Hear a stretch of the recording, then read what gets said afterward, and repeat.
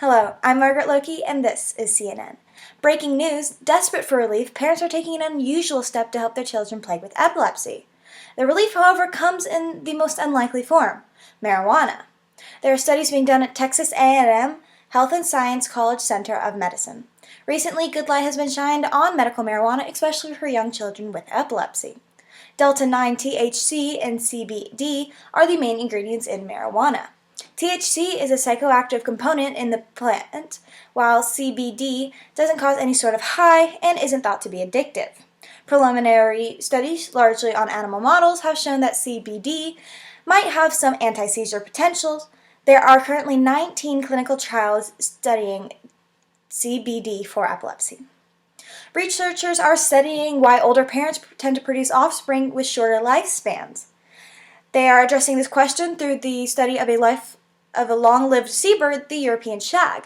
A team of international researchers found that chicks produced by older mothers and fathers had significantly greater telomere loss than chicks produced by younger parents, but the loss appeared to occur during nestling growth rather than during prenatal periods.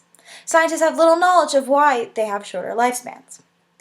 Like humans, fruit flies sleep at night. Caffeine affects their sleep, and if they get a lousy night's sleep, it can affect their memory performance.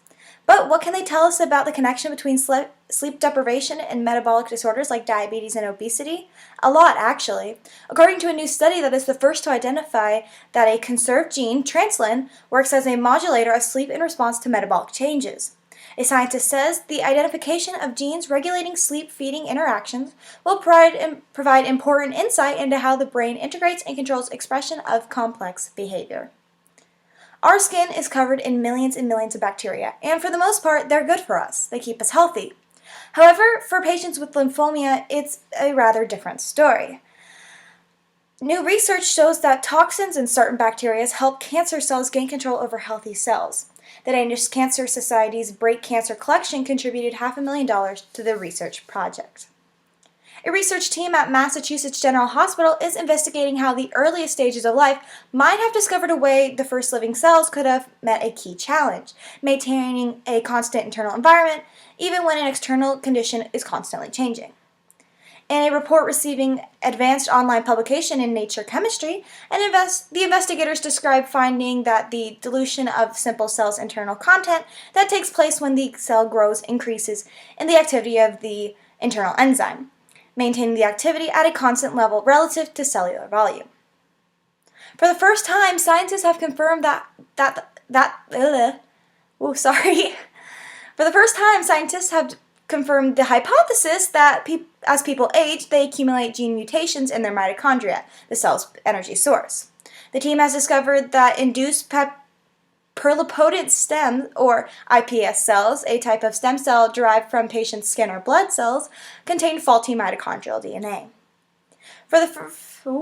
Westerners have less diverse gut microbiome compared to hunters and gatherers, but how and why is still a mystery. Now, researchers describe an intermediate gut microbiome from the Central African Republic's Bantu community, a traditional population that incorporates some Western lifestyle practices.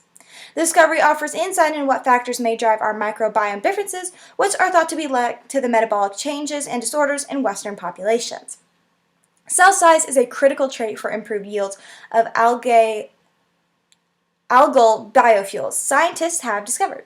Unlike the textbook's paradigm of cell proficiency, where cells double in size and immediately split into two, new daughter cells, and many of the green algal relatives can enlarge more than 10 times the size before they start dividing. Sorry. The Zika virus. It's an extremely dangerous virus that affects pregnant women and their babies that comes from a female mosquito. Cornell University research shows that genetic cues from the male mosquito may be controlling mosquito-borne diseases such as dengue fever and Zika. Coming up, how fungus foes become fungus friends, and how a new virus is human-made. The spread of a disease that is decimating global bee populations is human-made and driven from the European honeybee population. Researchers have concluded that the only way to limit or to prevent this from continuing in the future is for us, the human race, to stop. Paleontologists report to us that a new genus and species of fossil sheep from the Zandia Basin in Tibet The finding extends the fossil records for the sheep into the basin of the Tibetan Plateau, suggesting that the